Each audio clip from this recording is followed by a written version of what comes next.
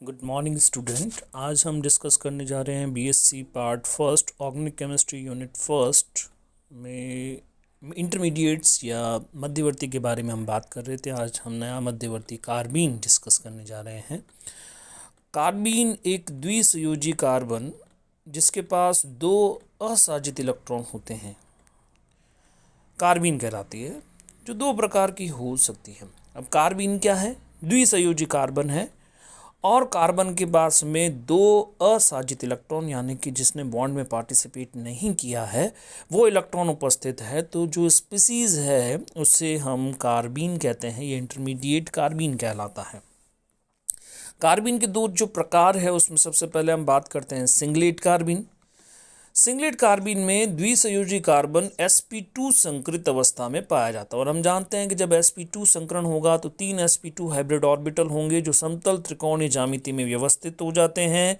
इनमें से 2 sp2 hybrid orbital sigma bond formation में पार्टिसिपेट करते हैं, जबकि जो तीसरा sp2 हाइब्रिड ऑर्बिटल होता है सिंगलेट कार्बीन में उसमें दो असाजित इलेक्ट्रॉन युग्म जो है वो उपस्थित हो जाता है। दो इलेक्ट्रॉन जो है वो प्रेजेंट होते हैं, यानी कि एक इलेक्ट्रॉन युग्म यहाँ पे sp2 हाइब्रिड ऑर्बिटल के अंदर प्रेजेंट होता है।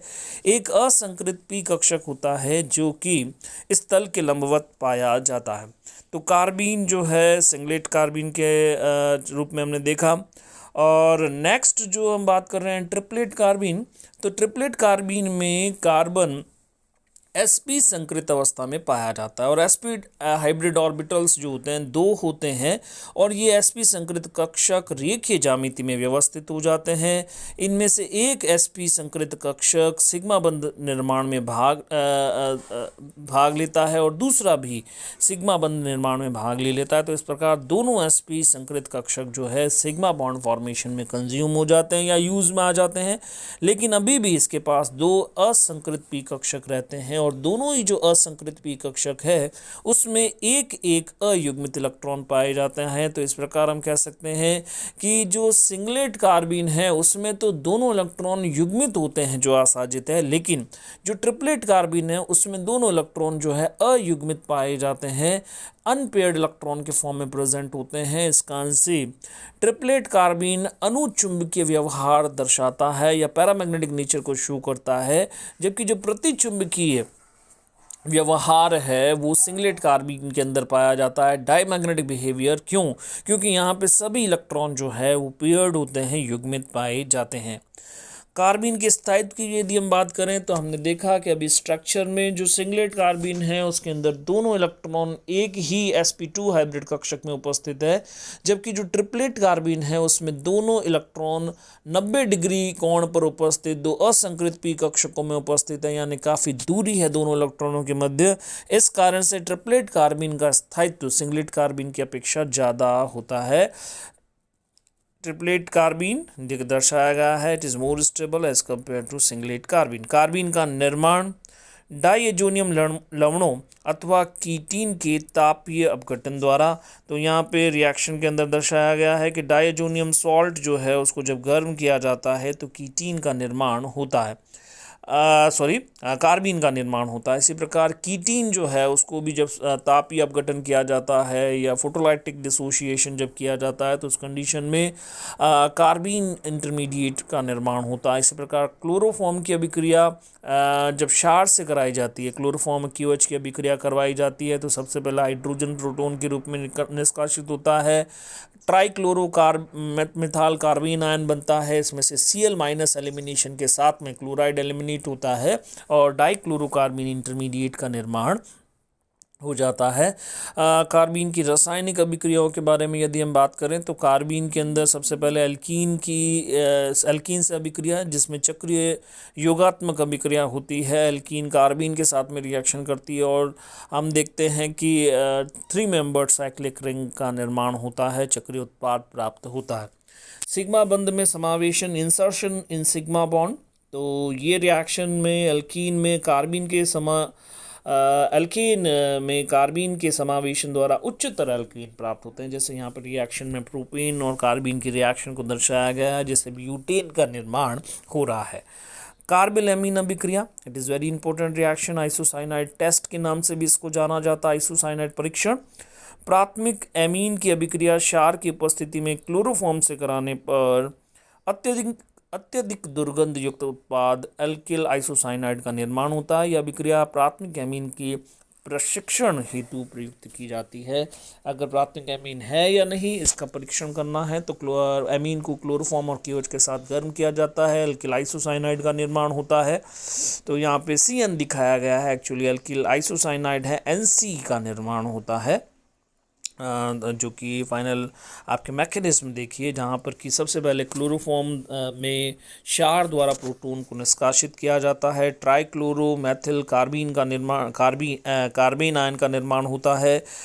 इसमें से क्लोराइड के एलिमिनेशन के द्वारा डाइक्लोरो कार्बीन प्राप्त होती है। ये डाइक्लोरो कार्बीन प्राथमिक एमीन के साथ में अभिक्रिया करती है, जिससे HCl का एलिमिनेशन होता है और एल्किल आइसोसाइनाइड का निर्माण होता है। तो एल्किल आइसोसाइनाइड जो कि एक बहुत ही अरुचिकर गंध, अनप्लीजेंट स्मेल वाला कंपाउंड है, इस कारण से इसकी दुर्गंध की सहायता से हम प्राथमिक एमीन की उपस्थिति की सुनिश्चितता करते हैं। नेक्स्ट हम बात करते हैं बेंजाइन। बेंजाइन एक इंटरमीडिएट है जो कि it is not very common intermediate. Some reactions are there in which carbon intermediate is present। या मध्यवर्ती जिसमें एरोमेटिक कार्बन के मध्य आप देखते हैं कि ट्रिपल बॉन्ड प्रेजेंट होता है। कार्बन कार्बन के मध्य में एरोमेटिक सिस्टम में ट्रिपल बॉन्ड जब प्रेजेंट है तो उसे अपन कहते हैं बेंजाइन इंटरमीडिएट।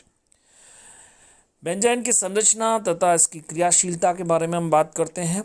एसिटिलीन में कार्बन कार्बन के मध्य जो ट्रिपल बॉन्ड प्रेजेंट होता है, लेकिन आप जानते हैं कि ये जो ट्रिपल बॉन्ड है वो P कक्ष को एडजेसेंट कार्बन के ऊपर जो असंकृत P कक्षक है उनके मध्य में ओवरलैपिंग के थ्रू सब पार्श्वीय अतिव्यापन के द्वारा प्राप्त होता है। तो एसिटिलीन के अंदर ट्रिपल बॉन्ड में P ऑर्बिटल्स के मध्य सम पार्श्वीय अतिव्यापन से पाई बंधों का निर्माण होता है। लेकिन आप जब देखेंगे कि बेंजाइन में, तो बेंजाइन में ये जो डबल बॉन्ड बन रहा है जो एरोमेटिक सिस्टम के अंदर, वो तो P कक्षकों के समपार्श्वीय अतिव्यापन से बन रहा है, लेकिन जो तीसरा बॉन्ड बन रहा है कार्बन कार्बन के मध्य में वो sp2 हाइब्रिड कक्षकों के मध्य अतिव्यापन से प्राप्त हो रहा है। तो ये जो तीसरा बॉन्ड बन रहा है इसके अंदर एक्सटेंट ऑफ ओवरलैपिंग कम होगी, क्योंकि जो sp2 हाइब्रिड ऑर्बिटल होते हैं वो समतल त्रिकोणीय ज्यामिति में व्यवस्थित होने के कारण एक दूसरे से दूर प्रोजेक्टेड होते हैं, एक दूसरे की दूरी पर ये निर्देशित पाए जाते हैं, प्रोजेक्टेड होते हैं। तो इस कारण से अपन कह सकते हैं कि इनके अंदर एक्सटेंट ऑफ ओवरलैपिंग जो अतिव्यापन का क्षेत्रफल होता है दैट इज़ वेरी लो, कम होता है। और कम होने के कारण यहाँ पे जो बंध बनेगा वो बहुत वीक, दुर्बल होगा, और ये वीक बॉन्ड डीलोकलाइजेशन के अंदर भी पार्टिसिपेट नहीं कर रहा है। तो हम कहेंगे कि ये बॉन्ड जो बना pi bond, it is very weak bond, ये बहुत दुर्बल बंध है, और दुर्बल बंध होने के कारण इसकी रिएक्टिविटी जो है बहुत हाई होती है, क्रियाशीलता बेंजाइन की बहुत उच्च पाई जाती है। बेंजाइन का निर्माण यदि अपन देखें तो सबसे पहले हम एलिमिनेशन एडिशन रिएक्शन की बात करेंगे, विलोपन योगात्मक अभिक्रिया, जिसके अंदर हम देख रहे हैं कि यहाँ पे ब्रोमोबेंजीन की रिएक्शन जब अमाइड सोडामाइड के साथ में करवाई जाती है तो उस कंडीशन में बेंजाइन इंटरमीडिएट प्राप्त होता है। तो यहाँ पे रिएक्शन को हम आसानी से देखते हैं। ब्रोमोबेंजीन अमाइड के साथ में रिएक्शन हो रही है, NH2 negative NaNH2 negative sodamide के साथ अभिक्रिया हो रही है और बेंजाइन इंटरमीडिएट का निर्माण यहाँ पे देखने को मिलता है। तो बेंजाइन इंटरमीडिएट प्राप्त होता है एंथ्रोनिलिक अम्ल के द्वारा। एंथ्रोनिलिक एसिड यहाँ पे देखते हैं बेंजीन रिंग के ऊपर NH2 और कार्बोक्सिलिक ग्रुप प्रेजेंट होते हैं। एंथ्रोनिलिक एसिड का जब डायजोटाइजेशन किया जाता है तो उस कंडीशन के अंदर जो सॉल्ट प्राप्त होता है, उस सॉल्ट को जब गर्म किया जाता है तो उसमें नाइट्रोजन का एलिमिनेशन होता है और कार्बन डाइऑक्साइड के एलिमिनेशन के साथ में आपको बेंजाइन इंटरमीडिएट प्राप्त होता है। बेंजाइन की रिएक्शंस की बात करें तो बेंजाइन का रिएक्शन, एक तो डाइमराइजेशन रिएक्शन की बात हम करेंगे, द्विलकीकरण में बेंजाइन एक द्विलक का निर्माण करता है। दो बेंजाइन आपस में जुड़ जाती है और एक द्विलक, एक डाइमर का निर्माण होता है जो कि दर्शाया गया है। सेकंड, नाभिक स्नेही के साथ अभिक्रिया, तो बेंजाइन पर जल नाभिक स्नेही की बात आक्रमण करता है जिससे फिनॉल का निर्माण होता है। फिनॉल प्राप्त होता है। बेंजाइन पर एमिडो समूह के आक्रमण से एनिलीन प्राप्त होती है। तो यहाँ पे जो रिएक्शन हम बात कर रहे थे बेंजाइन के निर्माण में, वहाँ पे सबसे पहले ब्रोमोबेंजीन अमाइड के साथ में रिएक्शन करता है सोडामाइड के साथ में, और हमें बेंजाइन इंटरमीडिएट बनता है। और बेंजाइन इंटरमीडिएट में दोनों जो ट्रिपल बॉन्डेड कार्बन है एक जैसे होते हैं, इस कारण से NH2 नेगेटिव इक्वली उनके ऊपर अटैक कर सकता है, समान रूप से आक्रमण कर सकता है। इस कारण से आपको ऑर्थो तथा मेटा उत्पाद यहाँ पे आप देखेंगे कि इसमें तो ऑर्थो मेटा की बात नहीं करेंगे, जब टोलुइन यदि होता तो उस कंडीशन में हम बात करते। और यहाँ पे आप देखेंगे कि आपको एनिलीन उत्पाद के रूप में प्राप्त होता है। नाइट्रीन एक और इंटरमीडिएट है जो कि हमारे सिलेबस में एक संयोजी नाइट्रोजन, एक संयोजी यानी कि मोनोवैलेंट नाइट्रोजन प्रेजेंट है, जिसके अंदर आप देखते हैं कि इन जनरल नाइट्रोजन के ऊपर एक एकांकी इलेक्ट्रॉन युग्म पाया जाता है, लेकिन नाइट्रीन के अंदर 2 एकांकी इलेक्ट्रॉन युग्म पाए जाते हैं। और नाइट्रीन का स्ट्रक्चर देखेंगे हम, और उसकी 2 तरह की नाइट्रीन जो है उसके बारे में भी हम बात करेंगे। नाइट्रीन भी सिंगलेट और ट्रिपलेट नाइट्रीन के रूप में प्रेजेंट हो सकती है। नाइट्रीन के अंदर नाइट्रोजन sp2 हाइब्रिड स्टेट के अंदर प्रेजेंट होता है, और sp2 हाइब्रिड स्टेट के अंदर अपन देखेंगे कि जो सिंगलेट नाइट्रीन होती है उसके अंदर तीनों sp2 हाइब्रिड ऑर्बिटल जो है वो समतल त्रिकोणीय ज्यामिति में व्यवस्थित रहते हैं, और एक sp2 hybrid orbital sigma bond formation में पार्टिसिपेट कर लेता है। बाकी के 2 जो sp2 हाइब्रिड ऑर्बिटल होते हैं उनके अंदर एकांकी इलेक्ट्रॉन युग्म पाए जाते हैं, lone pair of electron present होते हैं। तल के लंबवत एक असंकृत पी कक्षक पाया जाता है। ट्रिपलेट नाइट्रीन की यदि हम बात करें तो वहाँ पे sp हाइब्रिडाइजेशन प्रेजेंट होता है। एक sp जो रेखीय ज्यामिति के अंदर व्यवस्थित हो जाते हैं sp हाइब्रिड ऑर्बिटल्स, और ये जो sp हाइब्रिड ऑर्बिटल उसमें से एक sp संकरित कक्षक सिग्मा बंधन निर्माण में भाग लेता है, जो कि उसकी एक संयोजकता को दर्शाता है, जबकि दूसरा जो sp संकरित कक्षक है उसमें एकांकी इलेक्ट्रॉन युग्म पाया जाता है। इसके अलावा इसके अंदर 2 असंकृत पी कक्षक होंगे जो कि एक दूसरे के लंबवत व्यवस्थित रहते हैं, उसमें एक अयुग्मित इलेक्ट्रॉन पाया जाता है। इस कंसेप्ट में कहेंगे कि ट्रिपलेट नाइट्रीन जो है that is more stable and अनुचुंबकीय भी होती है, पैरामैग्नेटिक नेचर शो करती है, जबकि सिंगलेट कार्बिन की स्टेबिलिटी कम होती है और ये प्रतिचुंबकीय व्यवहार दर्शाती है, क्योंकि सिंगलेट कार्बिन में एक भी अयुग्मित इलेक्ट्रॉन नहीं होता, क्योंकि दोनों ही sp2 हाइब्रिड ऑर्बिटल के अंदर एकांकी इलेक्ट्रॉन युग्म पाए जाते हैं। तो ट्रिपलेट नाइट्रीन में दोनों युग्मित इलेक्ट्रॉन अलग अलग कक्षकों में पाए जाते हैं, जबकि सिंगलेट नाइट्रीन में दोनों इलेक्ट्रॉन एक ही sp2 संकरित कक्षक में आता। ट्रिपलेट नाइट्रीन का स्टेबिलिटी सिंगलेट नाइट्रीन से ज़्यादा होती है। नाइट्रीन का निर्माण एजाइड द्वारा, एजाइड को गर्म करने पर नाइट्रीन का निर्माण होता है, जैसे कि फर्स्ट रिएक्शन में दर्शाया गया है। Rn3 इसको गर्म करते हैं, N2 एलिमिनेट हो जाता है और नाइट्रीन का निर्माण होता है। इसी तरह फेनिल नाइट्रीन फेनिल एजाइड से जब रिएक्शन होगी तो उस कंडीशन के अंदर फेनिल नाइट्रीन का निर्माण होगा। एसाइल एजाइड से जब रिएक्शन होगी तो उस कंडीशन के अंदर एसाइल नाइट्रीन का निर्माण होगा, नाइट्रोजन एलिमिनेट हो जाएगी। एमाइड की अभिक्रिया क्षार की उपस्थिति में ब्रोमीन से कराने पर, तो यह हॉफमैन ब्रोमेमाइड रिएक्शन का एक एग्जाम्पल है, जिसमें एसिल नाइट्रीन जो है उत्पाद के इंटरमीडिएट के रूप में प्राप्त होती है। रिएक्शन दर्शाएगी, एमाइड ब्रोमो से रिएक्शन करता है, HBr का एलिमिनेशन होता है, ब्रोमो अमाइड का निर्माण होता है, जिसमें फर्दर HBr के एलिमिनेशन के साथ में नाइट्रीन इंटरमीडिएट, एसाइल नाइट्रीन इंटरमीडिएट प्राप्त होता है। नाइट्रीन की अभिक्रिया द्विलकीकरण के संयोग द्वारा डाइजो यौगिक का निर्माण होता है, जो कि आपस में जुड़ जाते हैं, डाइजो कंपाउंड बनता है। हॉफमैन ब्रोमेमाइड अभिक्रिया, हॉफमैन निम्नीकरण अभिक्रिया भी कहा जाता है, हॉफमैन हाइपोब्रोमेमाइड अभिक्रिया भी इसे कहा जाता है। और इस अभिक्रिया में आप देखेंगे कि जब एनिलीन की रिएक्शन ब्रोमीन की OH के साथ में करवाई जाती है तो मैथिलअमीन का निर्माण होता है अमाइड के साथ में जब रिएक्शन होती है। क्रियाविधि में अपन देखेंगे कि अमाइड ब्रोमो के साथ में रिएक्शन कर रहा है, HBr ब्रोमीन के साथ में रिएक्शन करता है, HBr एलिमिनेट होता है, ब्रोमो एसिटामाइड का निर्माण होता है। फर्दर HBr एलिमिनेट होने से हम देखते हैं कि नाइट्रीन आपको प्राप्त होता है, और ये जो नाइट्रीन है इसमें आप देखेंगे कि माइग्रेशन होता है मैथिल ग्रुप का, यानी कि पुनर्विन्यास अभिक्रिया होती है, जिससे मैथिल आइसोसाइनेट प्राप्त होता है, और ये मैथिल आइसोसाइनेट KOH के साथ में जल अपघटन की क्रिया द्वारा मैथिलअमीन तथा पोटेशियम कार्बोनेट का निर्माण करता है। नेक्स्ट रिएक्शन हम बात करते हैं। Next topic formal charge. किसी परमाणु पर फॉर्मल आवेश निर्धारित करने हेतु बंधित इलेक्ट्रॉन को दोनों परमाणुओं के मध्य समान रूप से वितरित माना जाता है। अर्थात फॉर्मल आवेश की गणना करने के दौरान परमाणु की विद्युत ऋणता की तरफ ध्यान नहीं रखा जाता। माना जाता है कि दोनों का तरफ वो समान रूप से वितरित है। गणितीय रूप से फॉर्मल आवेश का निम्न प्रकार से ज्ञात किया जा सकता है।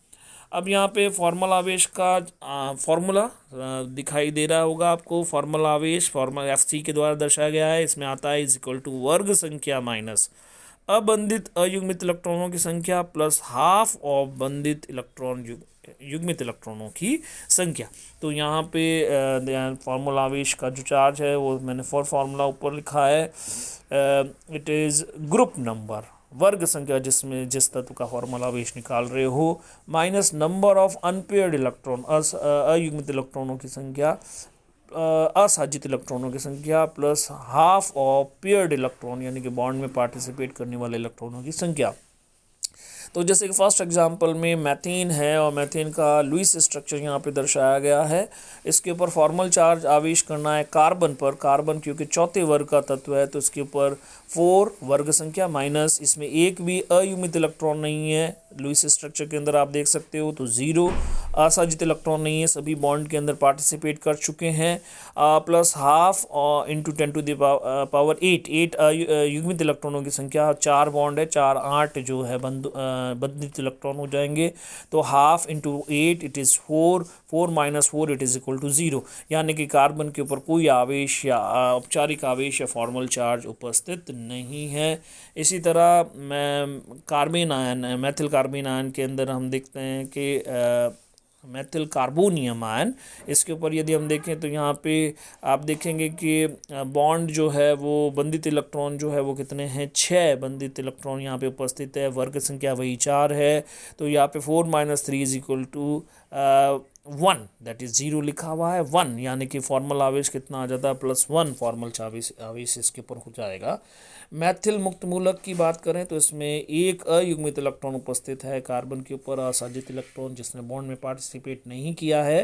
तो 1 माइनस 1 प्लस हाफ इंटू 6 तो that is equal to 4 minus 4 यानी कि 0। आपको यह आवेश इसके ऊपर उपस्थित नहीं है। कार्बन आयन के अंदर यदि हम देखें तो यहाँ पे 4 साजित इलेक्ट्रॉन उपस्थित है, एक भी और 2 इलेक्ट्रॉन जो है असाजित है जिसने बॉन्ड के अंदर पार्टिसिपेट नहीं किया था। तो इस तरह से अपन देखते हैं 6 तो बंधित इलेक्ट्रॉन है और 2 इलेक्ट्रॉन जो है असाजित इलेक्ट्रॉन है जिन्होंने बॉन्ड में पार्टिसिपेट नहीं किया है। तो 4 वर्ग संख्या माइनस 2 असाजित electron plus half into 6 4 minus 5 that is equal to -1। तो कार्बन के ऊपर -1 चार्ज उपस्थित होता है। कल हम आगे के फॉर्मल चार्ज की बात करेंगे। Thank you very much.